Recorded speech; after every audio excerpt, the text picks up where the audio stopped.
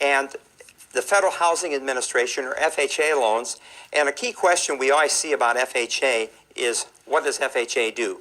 Well, it insures lenders against loss. How does it do that? It does it through mutual mortgage insurance. You might also hear that reference to as a mortgage insurance premium, MIP or MMI. We'll start confusing here pretty quick. But the MIP is paid by the borrower, and again, it protects the lender. It enables the purchaser of a home that's buying a home FHA to have a very low down payment. Now, the same thing happens with VA, only we don't say that VA insures loans. We say that VA guarantees loans. And let's see how that works, because this, I think, will help you in comparing these.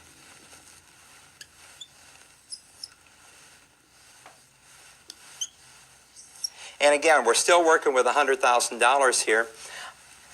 This was our conventional financing, if you remember. We're going to make this one FHA and this one VA. Okay? Now, the FHA, when you purchase a home FHA, you're going to pay an upfront premium for that mortgage insurance premium, and then you're going to pay an ongoing monthly premium. And those premiums will change once in a while depending upon the economy and how well FHA is doing, how many homes are foreclosing currently, what's transpiring in the marketplace.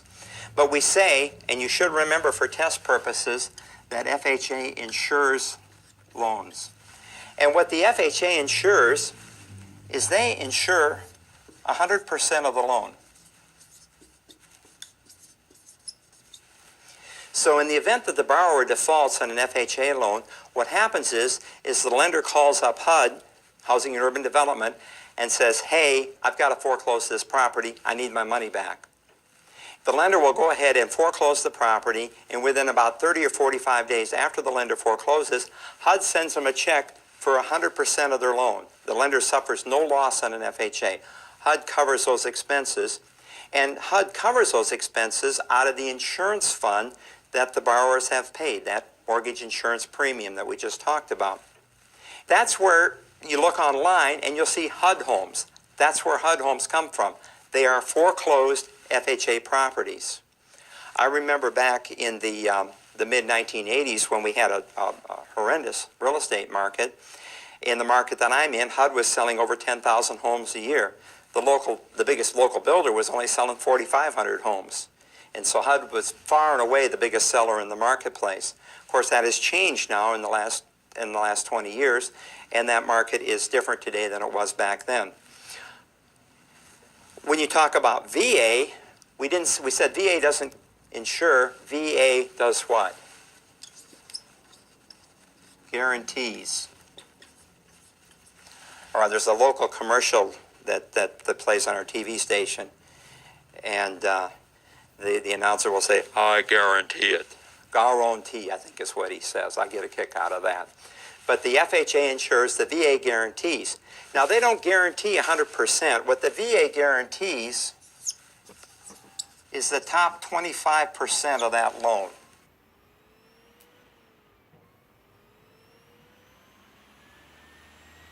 The FHA collects that mortgage insurance premium that we talked about, but the VA collects a funding fee from the veteran, and they use that pool of monies then to guarantee the top 25% of that loan. So hopefully that helps you get a better handle on that type of financing. Let's take a look again at the priority of recording. We talked about this in an earlier session, and we said that the first deed or the first mortgage is the lien that's recorded first against the property. And remember the little mnemonic hook I gave you? First in time, first in line. That's what's applying here. Now, a junior lien is going to be any lien that is recorded after the first lien. So a second lien, third lien, fourth lien, however many you want to go deep, those are all going to be junior liens. Now, we can reverse the priority of those liens, and we do that with a subordination clause. Changes the priority of a financial instrument, the lien holder voluntarily accepts a lower lien position than that to which he or she would normally be entitled. What happens here is the first lien holder, for some reason, will agree to move to second position, and the second lien holder goes into first position. We call that a subordination clause. I haven't seen that in residential real estate, but I have seen it in commercial real estate, where maybe the first lien is $10,000 on a $1 million building. The guy's owned the building forever. And he wants to get a second lien for $400,000 to rehab the building. Well, what might happen there is the lender of that first lien will agree to go into second position and use that subordination clause. That's what that amounts to. A lot of times, though, in that case probably, is that second lien holder will just pay off the first, and he'll get in the first position with no second lien.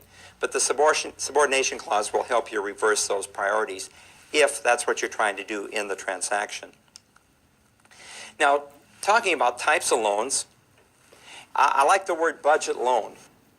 And the only time I think you're ever going to see budget loan is on a test, or maybe an exam cram like you're looking at right now, or in a class. We don't normally use it in the industry. We don't come into the borrower and say, well, would you like to get a budget loan on this property? He says, yeah, but it doesn't fit my budget. That's a budget loan. Now, I want to talk a little bit about the components of that, though, because you should be aware. Let me erase our mortgages here.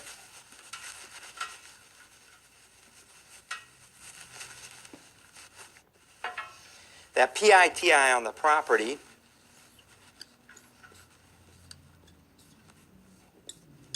is going to be the principal repayment.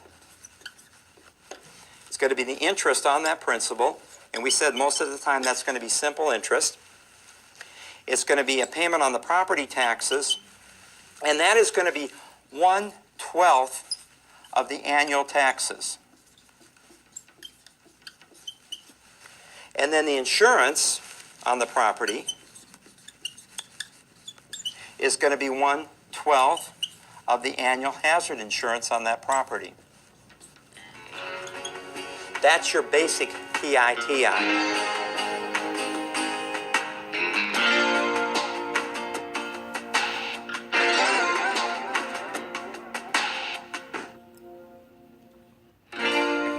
Now, one of the things that RESPA says is that the lender cannot escrow more than 2/12 of the taxes and insurance and have that in escrow during the year. In other words, the lender can only keep 1/6 more in the escrow account than is actually needed in an account, or 2 months worth if you want to look at it that way.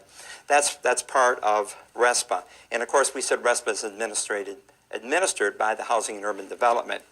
Now, that's our PITI, that's our budget loan, but there's other things that could come into that. And what that could also include would be the homeowners association dues. A lot of condominiums have monthly homeowners association fees. That's considered part of the budget payment when it's applicable. We could also have in there the mortgage insurance premium if we put less than 20% down, or if it's an FHA, we could have, or the PMI, I should say, for the less than 20% down, or if it's an FHA, we could have the mortgage insurance premium. So all of those are going to be included in that budget payment, depending on what's applicable there. Now, other types of loans, and we'll run through these. For example, a blanket loan covers more than one parcel of real estate as collateral for a single loan. It normally will have a release clause.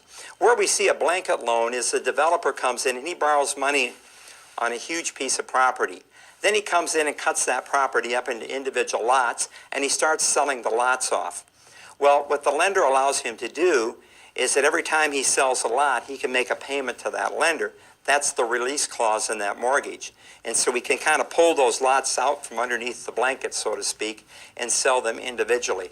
That's a blanket loan. A package loan pledges both real and personal property for the loan. The slide here says it might be used for a furnished condominium, and that is true. The better example I like is a restaurant. If you think about a restaurant, you have real property, but all that stainless steel in the kitchen, that's all personal property. And a lender, when he's loaning out a restaurant, will normally loan on the building and on the stainless steel itself. And that's going to be called a package loan both real and personal property. A participation loan is one in which more than one lender owns a share. We'll see participation loans on large commercial projects where one lender says, you know, I'm willing to build that sports stadium, but I don't want a loan on the whole thing. I'll only loan on a piece of it. And so we'll get more than one lender involved. We don't normally see a participation loan in residential real estate. We could have an open-end loan, which permits additional borrowing at a later date. We only have to look to our farmers and ranchers every year, especially our farmers. Our farmers normally will pledge their farms as collateral when they're planting crops in the spring, but they don't know how much they're going to borrow. And so they just keep borrowing money until the crop's all in, and then they quit borrowing it and pay it off when they sell the crop in the fall.